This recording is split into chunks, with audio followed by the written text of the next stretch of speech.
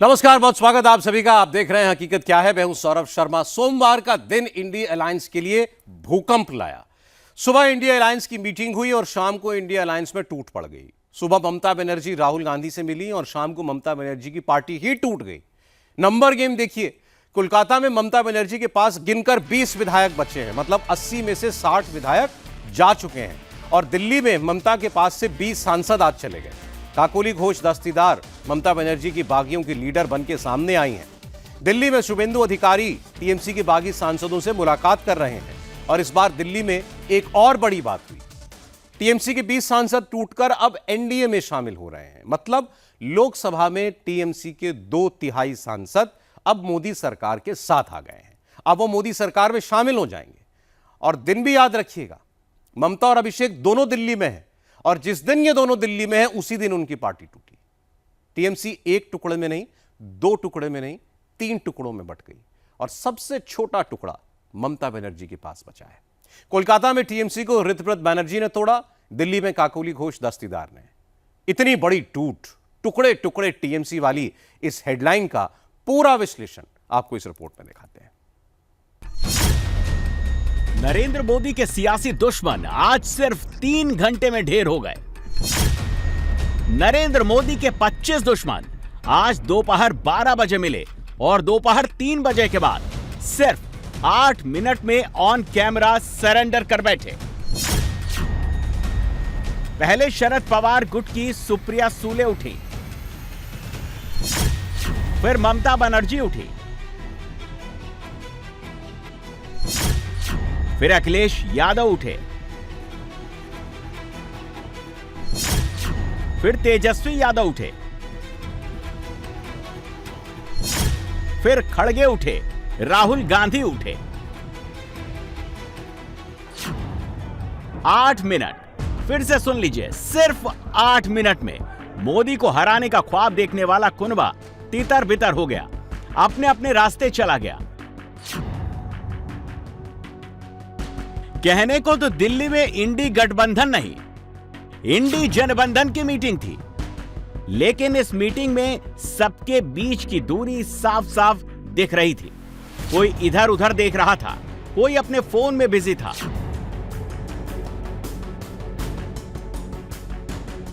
ये सारे इकट्ठा तो हुए थे मोदी के खिलाफ रणनीति बनाने के लिए, लेकिन सारे के सारे कैमरे पर दिखे मातम मनाते।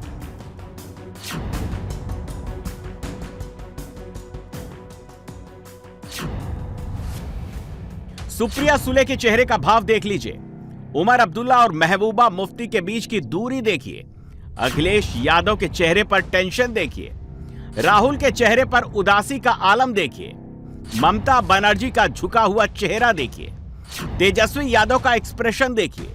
साफ साफ दिख रहा है कि ये सारे के सारे मोदी से हारे हुए हैं।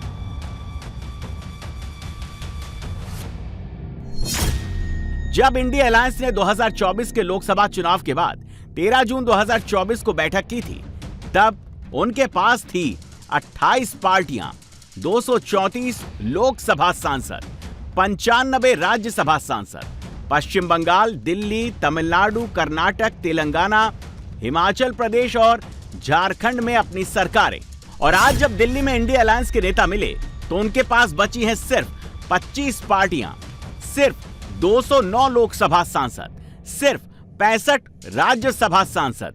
इंडिया अलायंस के पास से पश्चिम बंगाल चला गया, दिल्ली भी चला गया, तमिलनाडु ने टीवीके को चुन लिया, डीएमके ने इंडी की मीटिंग में आने से मना कर दिया, आम आदमी पार्टी भी इंडी से अलग हो गई। यानी 2029 के चुनाव तक मोदी विरोधियों के सामने असली चुनौती एनडीए को हराना नहीं, मोदी को टक्कर देना नहीं है, बल्कि इंडिया अलायंस के सामने सबसे बड़ी चुनौती खुद का गठबंधन टूटने से, चकनाचूर होने से बचाना है।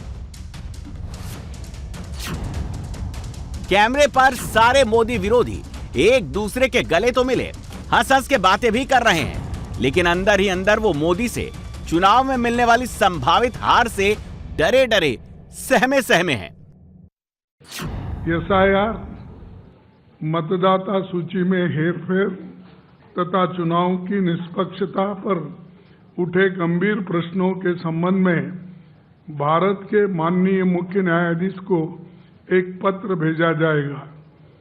ये पत्र शीघ्र ही उन्हें सौंपा जाएगा। इंडिया गठबंधन के सभी दल प्रत्येक 2 माह में बैठक करेंगे। अगली बैठक अगस्त माह में हैदराबाद में आयोजित की जाएगी। जो वोट चोरी करके, जो मैनिपुलेशन करके एसआईआर के तहत अब उसमें जितने वोट कटे थे उससे और डिफरेंसेस ऑफ वोट देखेंगे, 2 जो प्रमुख कॉम्पिटिटर्स थे उनके बीच में, उससे ज्यादा वोट कटे हुए हैं। तो ये इस चीज को लेके सुप्रीम कोर्ट ऑफ इंडिया के लिए, चीफ जस्टिस ऑफ इंडिया को हम चिट्ठी लिख रहे हैं। पब्लिक डोमेन में इस इशू को लेके जाएंगे संसद में, और संसद के बाहर में इशूज उठाएंगे। डीएमके हमेशा इंडिया अलायंस में रही है। अब पोस्ट पोल हमारे जो कुछ एडजस्टमेंट्स हुए हैं उसको लेके थोड़ी बहुत नाराजगी हो सकती है उनको, तो लेकिन मुझे लगता है कहीं ना कहीं वो भी साथ आ जाएंगे। ये जो भी बातें रखी गई है खड़गे जी द्वारा मीडिया को जो है ब्रीफ कर दिया गया है। 5 मुद्दों पर जो है समिति जो जताई गई है और हम लोग सब लोग साथ हैं। हम तो पहले से कह रहे हैं बैलेट में चुनाव होगा तो बीजेपी कहीं टिकने वाली नहीं है। और इस डर का आलम ऐसा है कि अब इंडिया अलायंस की बची खुची पार्टियों ने फैसला लिया है कि वो हर 2 महीने में मिला करेंगे। अगले चुनाव तक हर 2 महीने में मोदी के खिलाफ नया पर्चा लेकर आएंगे, नया टेप चलाएंगे, नया शोर मचाएंगे। अब कांग्रेस पार्टी का आज का लेटेस्ट पोस्टर देखिए। पोस्टर में इंडिया अलायंस के तमाम नेता बैठे हुए दिख रहे हैं और कांग्रेस ने इस तस्वीर का जो कैप्शन दिया है वो कैप्शन है यूनाइटेड वी स्टैंड। ये कैप्शन देखकर आपको कुछ याद आया? अगर नहीं तो चलिए हम आपको दिखाते हैं। इंडिया अलायंस की सबसे बड़ी पार्टी कांग्रेस ने आज जो यूनाइटेड वी स्टैंड वाला कैप्शन दिया है, सेम टू सेम वही कैप्शन कांग्रेस ने 2023 में भी दिया था। एक बार नहीं, 2 मौकों पर दिया था। उस वक्त भी तस्वीर में सबने एक दूसरे के हाथ थाम रखा था। 23 के पोस्टर में स्टालिन भी थे, नीतीश भी थे।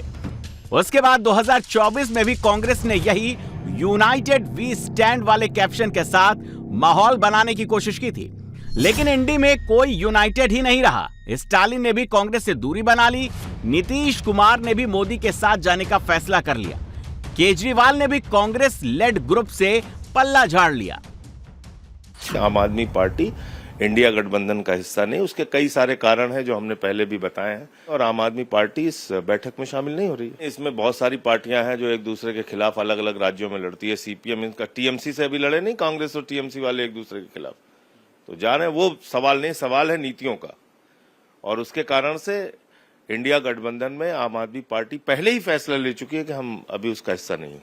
आज का जो परिस्थिति है, 12 साल का मोदी राज, ये जनता के लिए बर्बादी का राज है, पब्लिक है। एवरीवेयर यू विल सुनेंगे आप जब मोदी को लोग गाली दे रहा है। जिंदगी का हर पहलू आज खतरे में है। इस परिस्थिति में इसको मुकाबला करने के लिए इसको विरोध करना जरूरी है, क्योंकि विरोधी ताकत मजबूत नहीं होगा तो सरकार भी गलत करता है। तो विरोधी पार्टी एक पार्टी तो कर नहीं सकता। इस परिस्थिति में सारे विरोधी पार्टी को उसका फर्ज बनता है वो इकट्ठा हो। इसलिए इसके खिलाफ विरोधी पार्टी को एकजुट होके लड़ना और इंडिया ब्लॉक की उसका एक संभावना है, इसको मजबूत करना जरूरी है। मगर इसमें मेरे एक बात कहना है, जब इसको मौजूद इकट्ठा करने की जिम्मेदारी बड़ा पार्टी का होता है। कांग्रेस पार्टी इसके मतलब सबसे बड़ा है, उसको जिम्मेदारी सबको लेके चलना है। मगर वो जो कांग्रेस का बिहेवियर इसका तकलीफ पैदा करते हैं। ये नेता को क्वालिटी होना चाहिए, सबको लेके चल सकता। जो सबको लेके चलता है वो नेता है, और जो हिस्सा को अलग कर देता है, किसी को गाली देके, किसी को बर्बाद करके, वो नेता नहीं होने के नहीं योग्य नहीं है। ये है कांग्रेस का वीकनेस है, जो कि उसका व्यवहार के वजह से कुछ पार्टनर नाखुश है।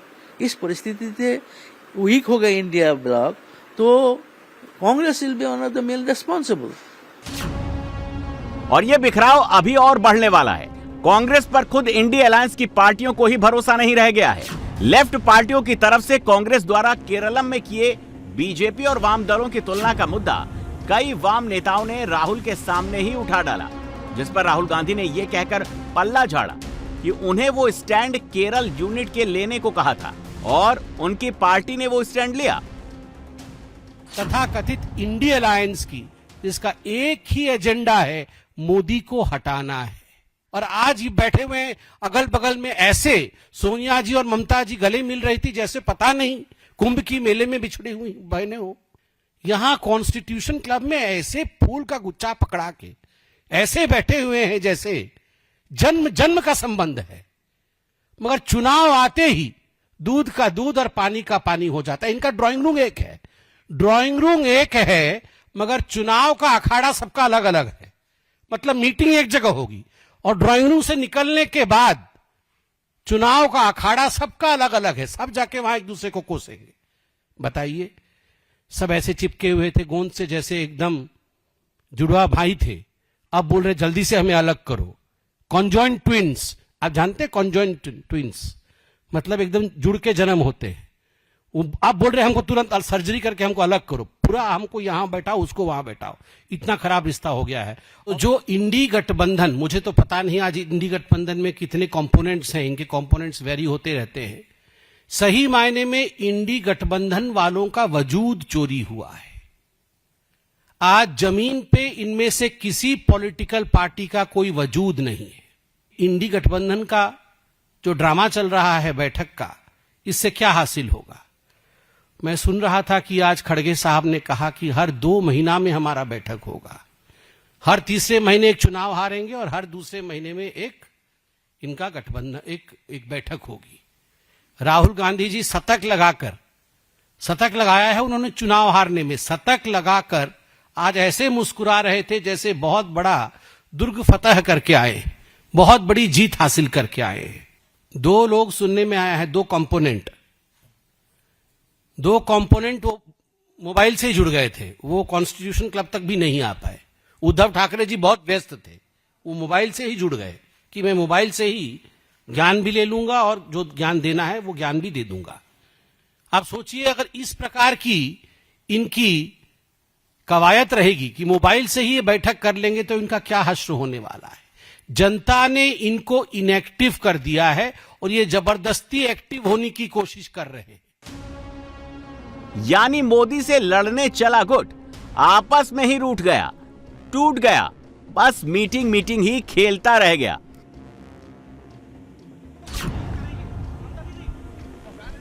ऊपर से बंगाल में करारी हार के बाद दीदी की पार्टी अब टूट के कगार पर है और यह बात खुद ममता बनर्जी ने भी कबूल कर ली है।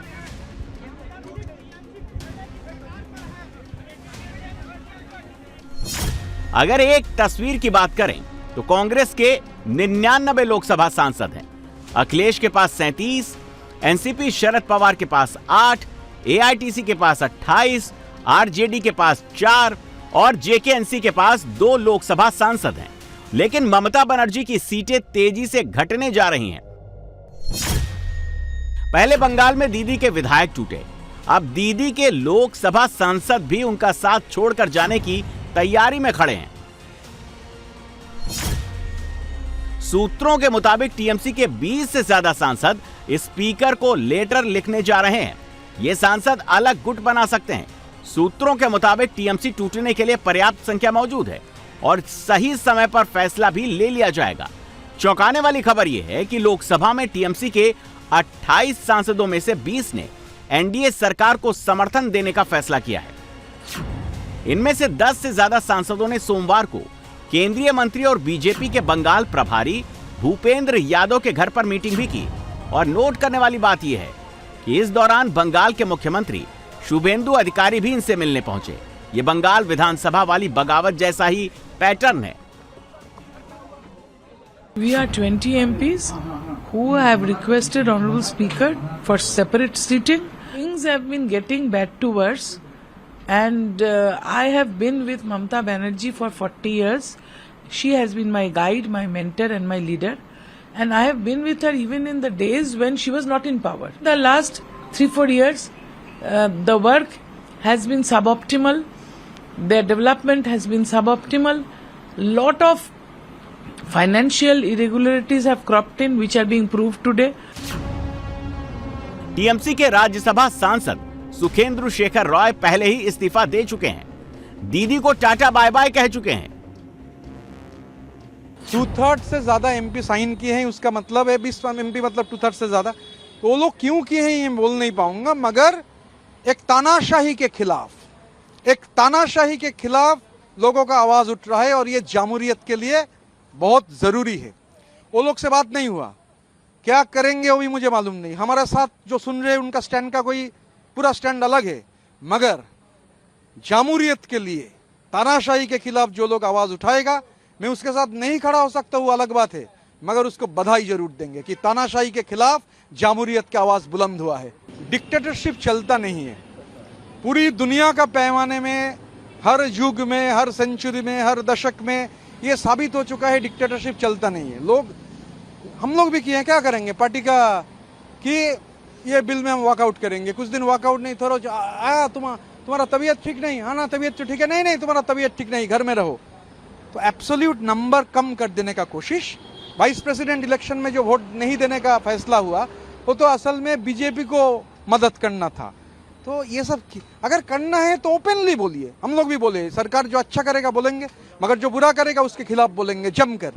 तो पोजीशन क्लियर रखिए, ऐसे बीच में मत रहिए, एक स्टैंड लेना जरूरी है।